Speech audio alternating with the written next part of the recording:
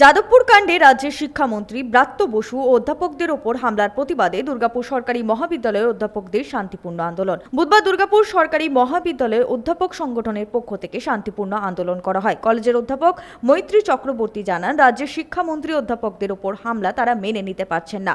তারই প্রতিবাদে তাদের এই ধারাবাহিক আন্দোলন চলছে। তাদের দাবি, যারা এই ঘটনার সাথে যুক্ত তাদের শাস্তি হোক। এই মাননীয় শিক্ষামন্ত্রীর উপরে যে হামলাটা হয়েছে সেটার জন্য আমরা দুর্গাপুর গভর্নমেন্ট কলেজের যে সিসিটিএ শিক্ষক সংগঠনের তরফ থেকে আমরা তীব্র তার প্রতিবাদ জানাচ্ছি। সেই জন্যই আমরা এখানে শান্তিপূর্ণভাবে একটা অবস্থান নিয়েছি। আমাদের টিচিং ফ্র্যাটার্নিটির উপরে একটা তো অন্যরকম অসুবিধার মধ্যে আমরা পড়েছি, সেটা তো উচিত নয়।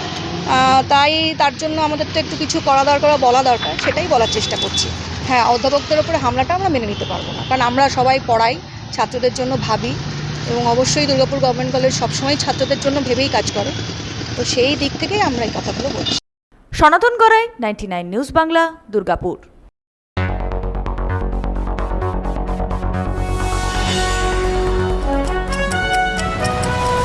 আপনারা দেখছেন 99 নিউজ বাংলা।